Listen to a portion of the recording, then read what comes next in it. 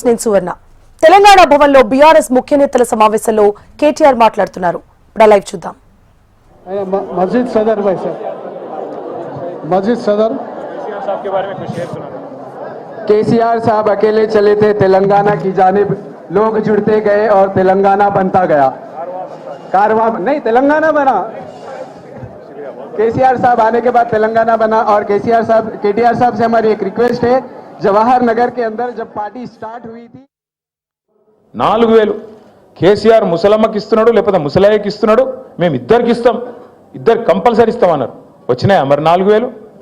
22-23 నెలలు అయిపోయా. 4000 పెన్షన్ పత్తలేదు, 2500 యాదికి లేదు. ఆ రోజు డైలాగ్ కొట్టిండి పెద్ద మనిషి డిప్యూటీ సీఎం బట్టి విక్రమార్క.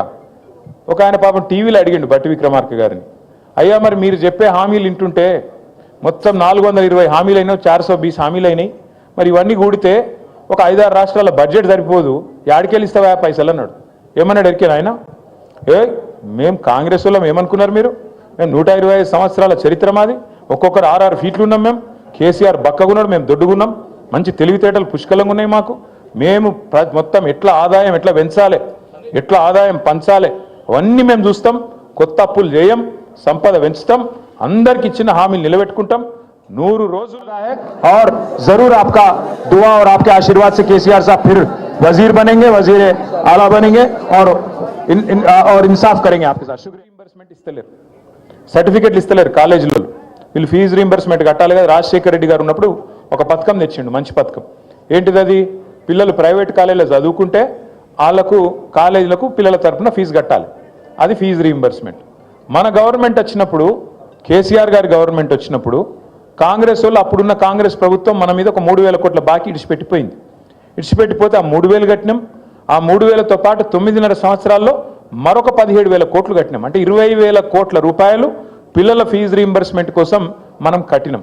అంతేగాని కాంగ్రెస్ వాడు ఇడిచిపెట్టిపోయిన బాకీ కాంగ్రెస్ వాడు కట్టాలి, నాకేం సంబంధం అని మనం అనలే.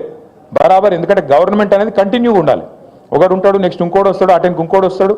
ఎవరున్నా ప్రజలకు ఇచ్చిన వాగ్దానం అమలు చేయాలి. కాబట్టి మనం కట్టినాం.